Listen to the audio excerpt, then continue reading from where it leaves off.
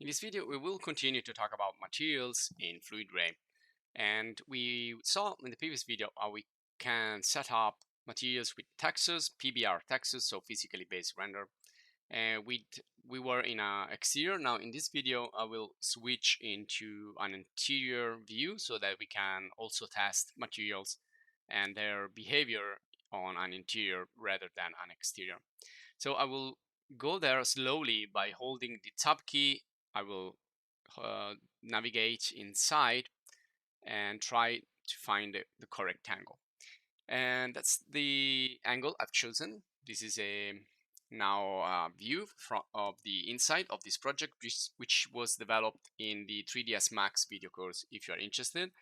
And we see now that when we switch from exterior to interior, from outdoor to indoor, we can see there is more darkness inside. Of course, we still have the lighting coming from the environment light coming in, and it's illuminating a little bit the interiors, but not enough. So usually when we are in an interior, we need to address the gain value of the environment. So we need to increase the intensity of that environment lighting.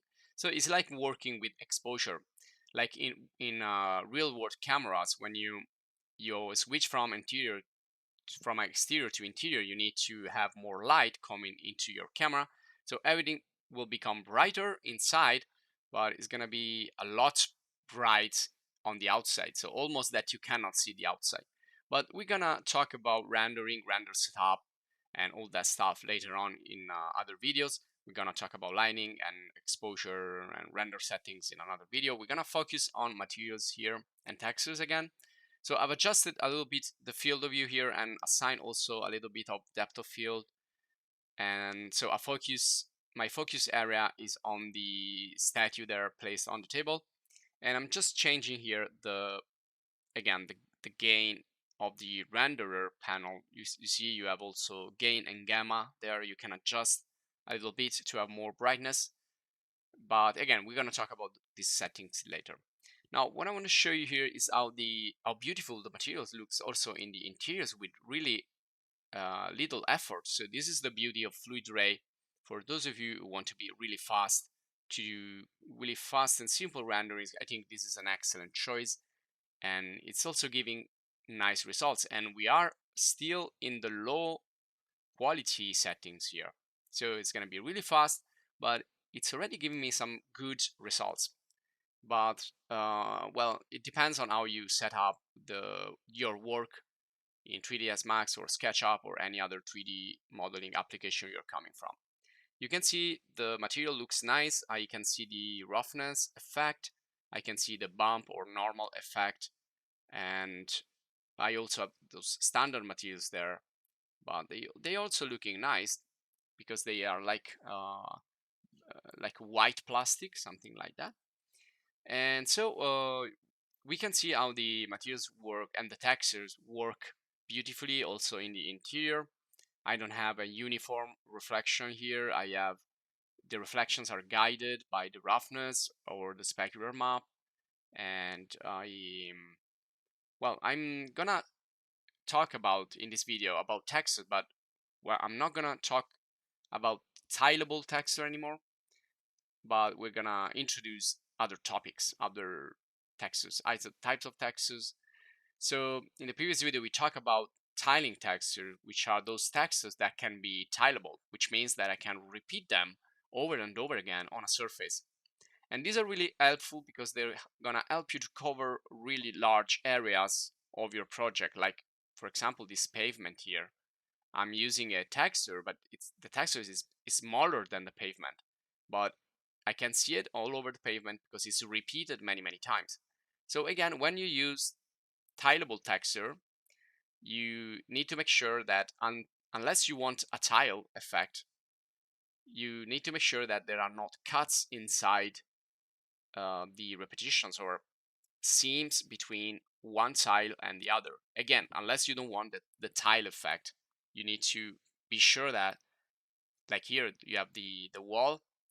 You can see the seams there, the cuts from one panel to the other. That's fine because that's the effect that we want. But in any other cases, you need to make sure that you don't have seams And so this is why we search for seamless.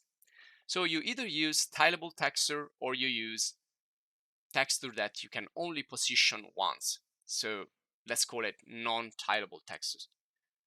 So for the tileable textures, make sure that, again, you don't have seams and everything looks nice and uniform. You need to make sure that there are no particular details on your texture, and also that there are no like darker parts or brighter parts. And for all the other images that you can find on the web, you can apply them as textures, but we can consider them as non-tileable textures. So you don't have to look for textures non-tileable. This is just to explain to you the difference of these main two categories. You can look for any texture here. So if you look for texture wall, to apply a texture on a wall, we can understand if that's tileable or not. Now, if we see too many dark areas or brighter areas, well, also if we have a perspective, well, that's not tileable, of course, but also if you have, let me see here, this wall here, you can see, well, this is of course non-tileable because it has a darker part on the top and this part on the bottom which has like moss and dirt. So when you repeat that texture, you're gonna repeat all the details of that image. So some textures cannot be repeated, like this one here. When a texture can be repeated, usually it's uniform. It's really doesn't have, again, evident details or darker spots, brighter spots, or things that can be visible when you repeat it many times. So that's the main difference between textures. So with non-tileable textures, you can apply, for example, a painting on a wall, or you consider a picture, a photograph, or a screenshot, a graphic, a logo. You can do everything you want. So you can use any type of texture. And I'm gonna apply one painting right there just to show you how easy it is to do it. And you can search for on websites, like one of my favorite is Raw Pixel, because you have a lot of public domain images and painting that you can download and use for your projects. And you see all these famous paintings there. It looks really nice. So this is one of my favorite websites. I suggest you can give it a look.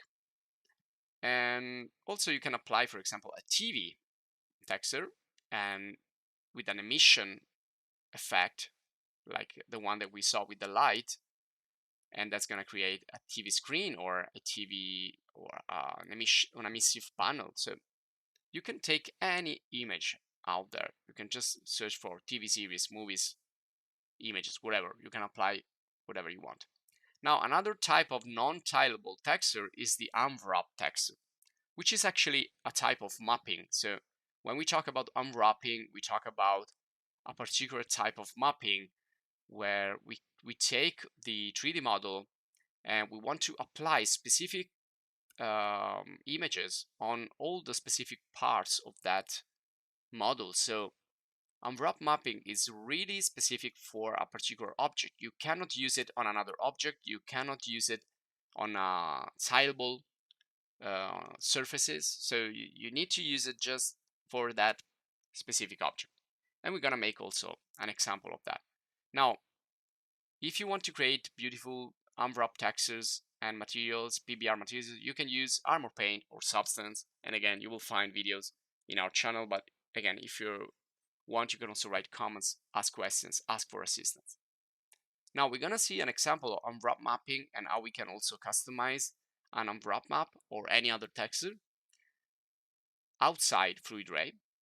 So we're gonna pick a model here from Polyhaven, which is another of my favorites, of my favorite website. So we're gonna get a model here which is gonna have